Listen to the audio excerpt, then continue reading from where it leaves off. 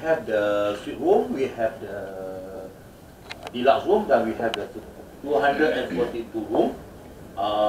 We have the 8 suite room, 1 president suite, 2 ambassador suite, 3 junior suite. The rest is deluxe room and the superior room. 2 restaurant, Raja Laut and Sudirman Cafe, our personal cafe.